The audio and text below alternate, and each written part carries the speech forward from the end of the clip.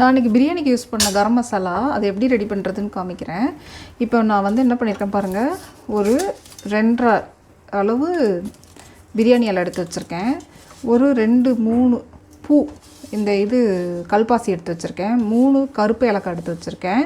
அப்புறம் பார்த்திங்கன்னா ஜாதி பத்திரி பார்த்திங்கன்னா ஒரு 2 பூ அளவுக்கு ஜாதி பத்திரி எடுத்து வச்சுருக்கேன். 4 மராத்தி மொக்கு எடுத்து வச்சுருக்கேன். 2 நட்சத்திர சோம்பு இருக்குது பார்த்திங்களா, நட்சத்திர சோம்பை உடச்சி எடுத்து வச்சுருக்கேன். ஒரு 8 பீஸ் ஏலக்காய் எடுத்து வச்சுருக்கேன். இந்த ஜாதிக்காய் பாருங்கள், ஜாதிக்காய் வந்து கால்வாசி, ஒரு ஜாதிக்காவை உடச்சி அதில் கால்வாசி எடுத்து வச்சுருக்கேன். அப்புறம் வந்து பாருங்கள், இங்கே பாருங்கள் பட்டை எடுத்து வச்சுருக்கேன். அப்புறம் கிராம்பு எடுத்து வச்சுருக்கேன். கிராம்புனா ஒரு 13 நம்பர் கிராம்பு எடுத்து வச்சுருக்கேன். பெரிய சுருள் பட்டை வருது இல்லைங்களா, அதில் பாதி உடச்சி இதெல்லாம் ஊற்று விட்டு எடுத்து வச்சுருக்கேன் நான். அடுத்தது வந்து என்ன பண்ண போகிறேன்னா, இந்த மாதிரி டம்ளரில் 1 டம்ளர் தனியாக எடுத்துக்க போகிறேன். அந்த டம்ளர்லேயே அரை பகுதி வந்து சோம்பு எடுத்துக்க போகிறேன். இப்போ நான் வந்து தனியா எவ்வளோ எடுக்க போகிறேன் அப்படின்னு சொன்னால் 200 கிராம் தனியாக எடுக்கிறேன். அந்த டம்ளர் இந்த 200 கிராம் டம்ளர்லேயே பாதி அளவு நான் சோம்பு எடுத்திருக்கேன். ஏன்னா ஒரு பொருளுக்குமே கிராம் கணக்கு வந்து வேரியேஷன் ஆகும். ஏன்னா அதோட வெயிட்டை பொறுத்து வேரியேஷன் ஆகும். அதனால் எனக்கு வந்து சோம்பு மட்டும் இதில் அரை டம்ளர் எடுத்திருக்கேன். 1 டம்ளர் தனியாக 200 கிராம் பிடிக்குது தனியாக. அப்புறம் பார்த்திங்கன்னா 1/4 டம்ளர் அளவு வந்து சீரகம் எடுத்து வச்சுருக்கேன். இப்போ பார்த்திங்கன்னா பட்டை 1 2 3 4 5 6 7 8 9 10 11 12 தனியா ஒரு 13 ஸ்பைசஸ் போட்டு எப்படி வறுக்கிறேன்னு சொல்லி காமிக்கிறேன். இதை அரைச்சி பவுட்ரு பண்ணி வச்சுக்கிட்டிங்கன்னா பிரியாணிக்கு 1 கிலோ பிரியாணிக்கு 1 டேபிள் ஸ்பூன் அளவு நீங்கள் போடலாம். இப்போ வந்து இதுதான் கணக்கு.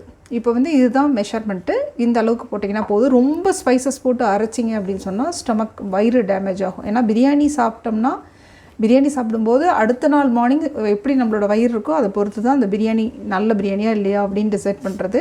ஸோ இவ்வளோ மைல்டு ஸ்பைசஸ் தான் 1 டேபிள் ஸ்பூன் அளவு 1 கிலோ பிரியாணிக்கு நீங்கள் போட்டுக்கலாம்.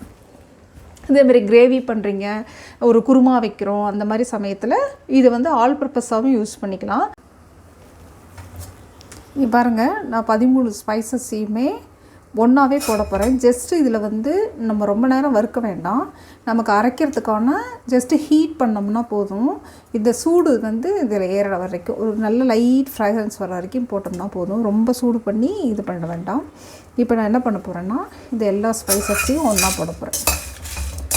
ஜஸ்ட்டு ஒரு 2-3 மினிட்ஸு வந்து மீடியம் ஹீட்டில் வச்சு ஒரு 2-3 மினிட்ஸ் வறுத்திங்கன்னா போதும்.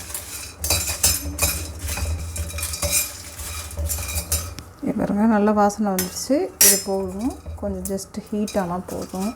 இதை கொஞ்சம் நேரம் ஆற விட்டுட்டு நம்ம வந்து இதை வந்து பவுடர் பண்ணணும். ஸோ இது போதும். அடுத்தது பார்த்திங்கன்னா ஜீரா, சோம்பு ரெண்டுத்தையும் ஒன்றா வறுத்துக்கலாம்.